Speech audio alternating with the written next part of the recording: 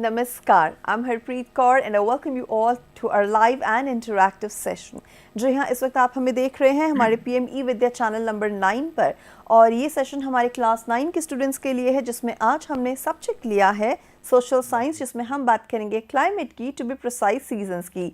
और अब से कुछ ही देर में हमारा ये सेशन आप हमारे यूट्यूब चैनल NCERT ऑफिशियल पर भी देख सकते हैं। क्योंकि सेशन लाइव एंड इंटरैक्टिव है तो आप हमें फ़ोन कर सकते हैं और आप हमें ईमेल लिख सकते हैं। फ़ोन नंबर है 8800440559।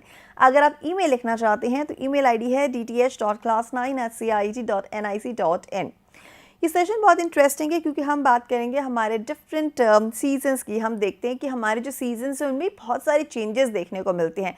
क्या वजह है इनकी? ग्लोबल वार्मिंग है या फिर कुछ और? क्लाइमेट चेंज की वजह से हम देखते हैं कभी भी बारिश हो रही है, ठंड ज़्यादा हो रही है और मॉनसून कैसे आ रहा है, उसकी डेट्स चेंज हो रही हैं।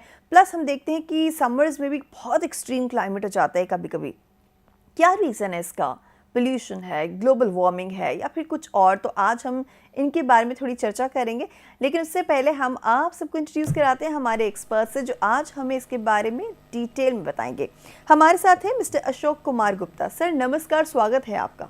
नमस्कार मैम जी, हम बताना चाहेंगे कि सर प्रिंसिपल हैं फ्रॉम PM श्री EMRS मोटा बारदोली सूरत गुजरात में। और इस पर्टिकुलर सर आप अपने स्कूल के बारे में कुछ शेयर करना चाहते हैं हमसे, प्लीज़ हमसे वो शेयर करें। और दूसरा ये भी हमें बताएं कि आज के सेशन में हम मुख्यतः किन किन मेन पॉइंट्स पर बात करेंगे। जी मैम। जी सर्वप्रथम मैं अपने बच्चों को मैं धन्यवाद देना चाहता हूं कि जो इन्होंने टाइम दिया। मैं एक ऐसे जगह से ये प्रसारण दे रहा हूं मैं जी। ये भूमि जो है हमारे वल्लभ भाई पटेल जी का, ये लौह पुरुष उनकी भूमि है जहां से उन्होंने सत्याग्रह शुरू किया था। ओह वाह। और आज की हमारी टॉपिक जो है मैम ये क्लाइमेट है, जलवायु। और आज नॉर्थ इंडिया, साउथ इंडिया सब जगह की अगर हम देखते हैं तो दोनों जगह की डिफरेंट जलवायु क्लाइमेटिक कंडीशन को लोग फील कर रहे हैं। जहां पर दिल्ली में अलग क्लाइमेटिक कंडीशन है, वहीं पर हम अभी सूरत की कंडीशन अलग है, वहीं पर चेन्नई का कंडीशन अलग है।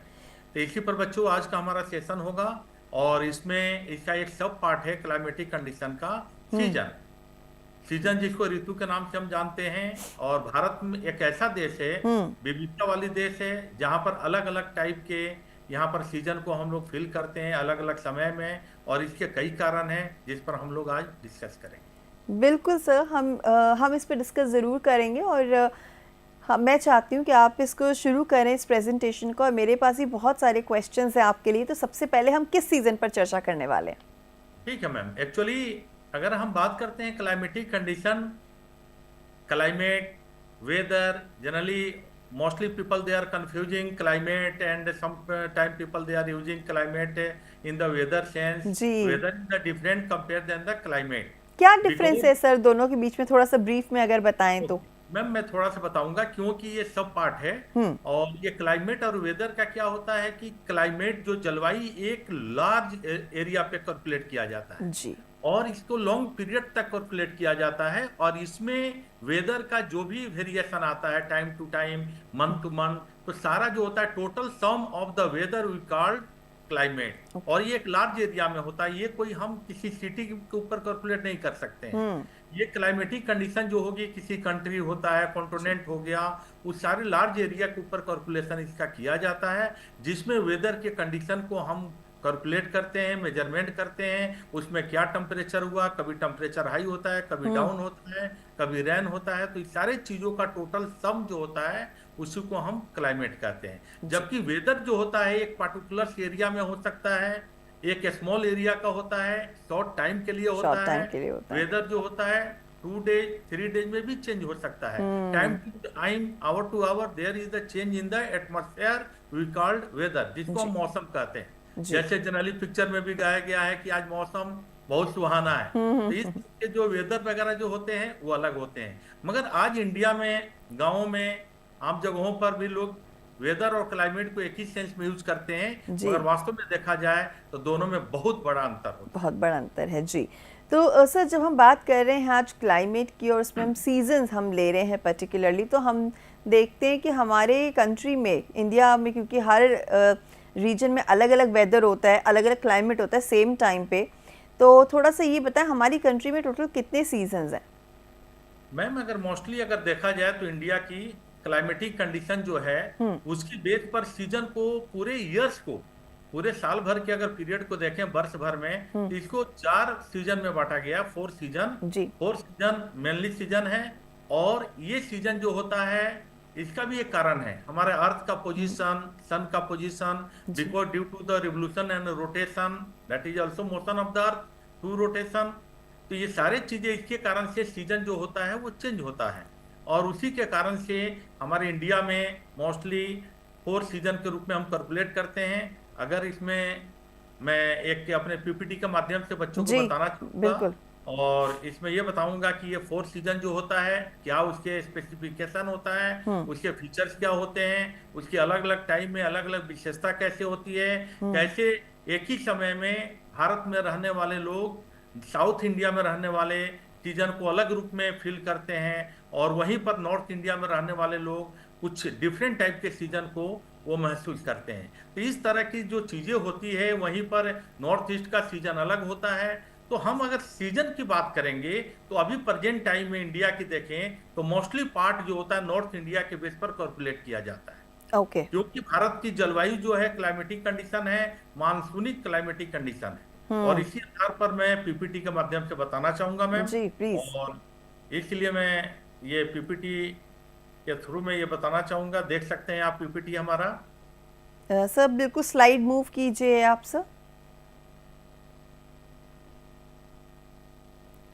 तो हम देख सकते हैं कि हमारे पास बेसिकली 4 सीजन्स हैं आपने जैसे बताया, और यहाँ पे टाइप ऑफ सीजन्स भी दे रखे हैं। जब हम स्लाइड पर आते हैं, cold weather season, hot season, season of advancing monsoon and retreating monsoon.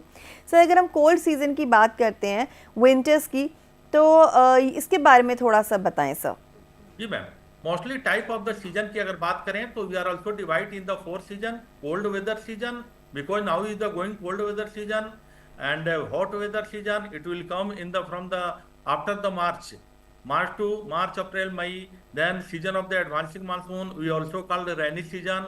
Then next season, last season जिसको हम कहते हैं सीजन ऑफ रिट्रेटिंग मानसून, जो कि आपको ये देखने को मिलेगा सितंबर के बाद। तो इस तरह की चीजों पर हम डिस्कस करेंगे। इसमें मैम आप जैसे कहीं मैं वैसे ही बताना चाहूंगा कि कोल्ड वेदर सीजन के क्या क्या फीचर्स हैं, इसमें देख सकते हैं। ये टाइप ऑफ सीजन में first of all I want to talk about the cold weather season. What is the features of cold weather season, इस पर अगर हम डिस्कस करते हैं तो यहाँ पर देखेंगे कि इसको विंटर सीजन के नाम से भी जाना जाता है। और इस समय कभी कभी ठंडी इतनी ज्यादा पड़ती है कि हम बच्चों की छुट्टियां कर दी जाती है दिसंबर और जनवरी के मंथ में। तो this period is also season of the start from mid November to February, because December and January are the coldest month of the year. Or temperature is also decreased from south to north. When you go from south to north means what I want to say, आप अगर कन्याकुमारी से अगर हम दिल्ली की तरफ जाते हैं, कश्मीर की तरफ जाते हैं, तो जैसे जैसे जाएंगे वैसे वैसे टेम्परेचर जो होगा वो डिक्रीज होता जाएगा, तापमान कम होता जाएगा, और टेम्परेचर माइनस में भी चला जाता है जब अगर हम हिमालय के ऊपर अगर जाते हैं तो। मगर वहीं पर टेम्परेचर जब माइनस में हिमालय के ऊपर होगा, द्रास में होगा, जब हम जम्मू कश्मीर की बात करेंगे, वहीं पर अगर हम देखते हैं तो कन्याकुमारी के पास हमारा टेम्परेचर जो होता है वो जो होता है एक नॉर्मल होता है, 25 डिग्री होगा। चेन्नई में टेम्परेचर अगर हम देखते हैं तो 25 डिग्री के लमसम आसपास में होता है। तो क्योंकि equator is the receiving heavy light and temperature from sun, जबकि वहीं पर जैसे जैसे हम 0 डिग्री इक्वेटर से जाता है पूरा अर्थ, तो इस प्रकार से टेम्परेचर जो होगा वो डिक्रीज होगा। जब हम इक्वेटर से यानी कि साउथ इंडिया से नॉर्थ इंडिया की तरफ जाएंगे तो टेम्परेचर तापमान कम होता जाएगा, और वहीं पर ठंडी बढ़ती जाएगी, वहीं पर अलग अलग चीजों की रिक्वायरमेंट होगी। एक और चीज में देखने को मिलता है कि उसी समय नॉर्थ ईस्ट ट्रेड विंड जो होता है, यानी कि जो इंडिया के नॉर्थ ईस्ट पार्ट में जो आपको असम, मणिपुर, ये सब एरिया जो अरुणाचल प्रदेश है, वहां से एक हवा चलती है, एक विंड चलता है जिसको हम कहते हैं नॉर्थ ईस्ट ट्रेड विंड। ये जो होता है लैंड से सी के तरफ चलता है, और मोस्टली बे ऑफ बंगाल की तरफ ये चलता है। ये नॉर्थ ईस्ट एरिया से बे ऑफ बंगाल की तरफ से चलता है, और इसके कारण से भी हमारे इंडिया में साउथ इंडिया में भी टेम्परेचर को बदलाव देखेंगे, नॉर्थ इंडिया में भी टेम्परेचर में बदलाव देखने को मिलेगा। तो तो ये कोल्ड वेदर मैम, सीजन है जी। ये सीजन के बारे में मैं स्पेशली अभी बताना चाहूंगा, क्योंकि दिल्ली में अभी जो है इतनी ठंडी पड़ रही है कि जी लोग को बिना कंबल से काम नहीं चलता है। बिल्कुल। ब्लैंकेट की जरूरत पड़ती है, लोग रजाई यूज करते हैं, वहां पर लोग हीटर के यूज करते हैं। वहीं पर प्रेजेंट टाइम में मैं अभी सूरत में हूँ, तो यहाँ पर इसकी कोई जरूरत नहीं है, फैन चलाने की भी जरूरत पड़ती है। वहीं बिल्कुल। पर आप चेन्नई की बात करें तो वहां पर भी आपको गर्मी महसूस होती है। केरला के कोस्टल एरिया की बात करें, चाहे कन्याकुमारी की बात करें, तो वहां पर भी ऐसा फील होता है। इसके अलग अलग फैक्टर्स होते हैं जिसके बारे में बच्चे ऑलरेडी पढ़े हुए हैं, जिसमें कंट्रोलिंग ऑफ क्लाइमेटिक फैक्टर्स होता है, जिसमें डिस्टेंस फ्रॉम सी, उसके अलावा होता है wind, direction of wind, pressure, ये सारी चीजें होती जी तो सर ये तो हमने बात करी कोल्ड वेदर सीज़न की। अब हम बात करते हैं हॉट वेदर सीज़न के बारे में, क्योंकि दिल्ली में तो गर्मी भी बहुत ज़्यादा पड़ती है, एक्सट्रीम क्लाइमेट रहता है, very cold in winters and extremely hot in summers. और जो ये समर सीज़न है ये भी हम देखते हैं कि northern part of the country में जितना टेम्परेचर रहता है साउथ में उससे भी ज़्यादा हो जाता है। और अगर हम बात करते हैं जहाँ पर सी है तो समर सीज़न में वहाँ पे ह्यूमिडिटी बहुत बढ़ जाती है। तो सर बिल्कुल इसके बिल्कुल। बारे में थोड़ा सा बताएं। जी मैम, एक चीज और मैं बताना चाहूंगा, कोल्ड वेदर सीजन का जो डे जी। जो होता है वो थोड़ा सा गर्म होता है, नाइट जो होती है बहुत ज्यादा ठंडी होती है। और लोग आजकल नॉर्थ इंडिया में लोग अभी धूप लेने के लिए लोग छतों पर बैठे होते हैं। जी तो ये चीजें हैं। मगर अब अगर आपने जब बात की आपने समर सीजन की, उसके पहले थोड़ा सा मैं ये दिखाना चाहूंगा स्लाइड अपना, क्योंकि इसका कारण क्या होता है, हाई प्रेशर और लो प्रेशर एरिया जी। होता है।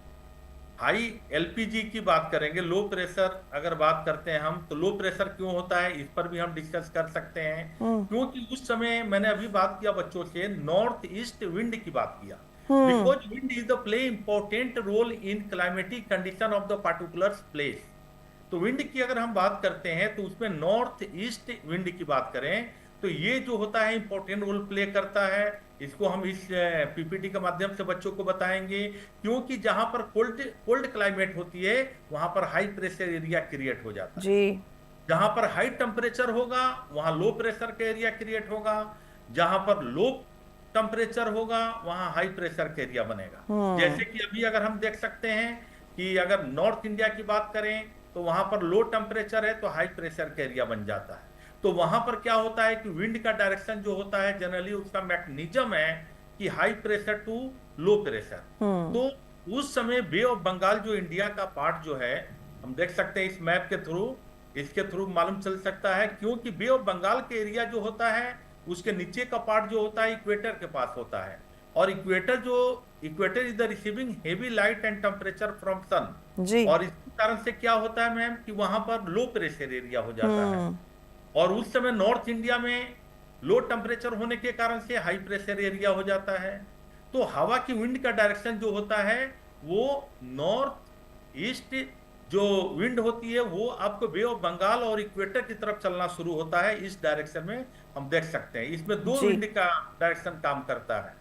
एक तो होता है उस समय जो इंडिया के नॉर्थ और वेस्ट साइड में जो एशिया एरिया है, या हम उसको कहेंगे भूमध्य सागर, वहां पर मेडिटेरियन सी है, वहां से भी एक विंड आती है इंडिया की तरफ। क्योंकि एशिया का पार्ट जो होता है वो भी लो प्रेशर का एरिया बन जाता है और वहां से एक विंड चलती है हाई प्रेशर से लो प्रेशर के कारण। जी वहां से जो विंड चलती है उसके कारण से जिसको उस विंड को जो इंडिया के आप देख सकते हैं यहाँ पर ये एरो दिखा रहा है, यहाँ से विंड जो चलता है यहाँ पर क्या होता है कि इसको हम कहते हैं वेस्टर्न डिस्टरबेंस। जी क्योंकि इंडिया के वेस्ट साइड से आता है और इसको पश्चिमी विक्षोभ भी कहते हैं हिंदी में।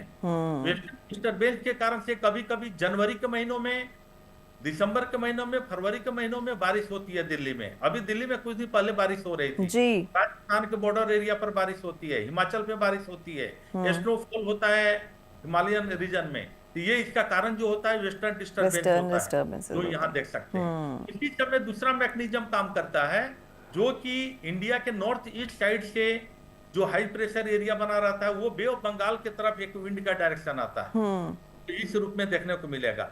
तो इस विंड को कहते हैं नॉर्थ ईस्ट मानसून के नाम से भी जानते हैं, क्योंकि जब ये विंड उधर से चलता है नॉर्थ ईस्ट साइड से, तो बे ऑफ बंगाल में ये मॉइस्चर को एडॉप्ट कर लेता है, और एडॉप्ट करने के बाद ये इंडिया के कोस्टल एरिया, यहाँ पर तमिलनाडु का एरिया की बात करें अगर हम, तो that area is also receiving rain through the north east monsoon. क्योंकि यहाँ पर बारिश जो होती है मैम, ये बच्चे यह ध्यान दें कि जो बारिश होती है ये तमिलनाडु के कोस्टल एरिया में ये आपको नवंबर दिसंबर के महीनों में ही होती है, इसी बीच में पाया जाता है यहाँ पर बारिश। जबकि जो India is the receiving heavy rain through the south west monsoon, but that area is the not receiving rain, उस समय नहीं होती है वहां बारिश, ये रिटेटिंग मानसून के थ्रू ही होता है, जब हम रिटेटिंग मानसून का चैप्टर पढ़ेंगे।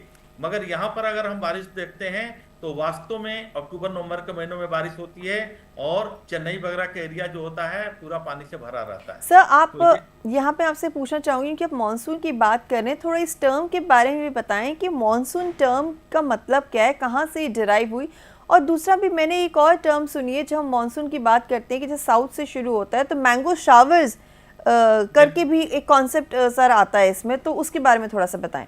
करेक्ट मैम, मैंगो शावर की बात आपने किया, देखिए ये हम मैंगो शावर की तरफ ही हम चल रहे हैं।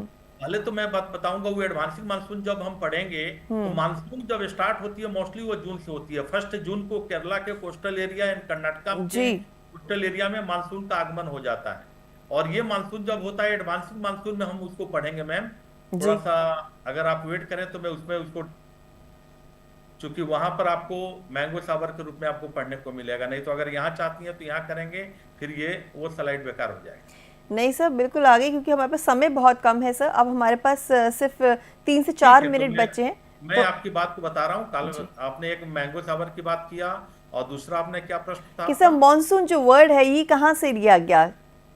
Okay, monsoon word actually Arabian word है मैम। ओके, और ये अरबियन वर्ड जो होता है, मानसून वर्ड जो है सीजन की अगर बात करें तो ये मानसून से ही बना है, जो मौसम से बनता है। और ये मौसम एक वर्ड वहां पर होता है, अरब एरिया जो होता था, जो अरबियन कंट्री होता था, उस समय लोग ट्रेड करने के लिए एक सीजन का वेट करते थे, मौसम का, जो कि सी में वो अपने डायरेक्शन का वेट करते थे। जब एक विंड चलता था उसी डायरेक्शन विंड का वेट करते थे एक विशेष मंथ में, तो वो उस समय कहते थे अब मौसम शुरू हो गया। मौसम वर्ड से ही मौसम बना है, और मौसम ही सीजन के रूप में हम उसको कहते हैं, तो दिस इज अरबियन वर्ड में। ओके, ये हम आपको बता रहे हैं हॉट वेदर सीजन की बात कर लें, थोड़ा सा चूंकि समय कम है, इसमें अगर हम देखते हैं तो इसका मेन रूप से ये होता है, टेम्परेचर जो होता है नॉर्थ इंडिया में बहुत हाई होता है, और वहीं पर एक नॉर्थ इंडिया की बात करेंगे तो टेम्परेचर, जैसा भी आपने एक प्रश्न किया था जी,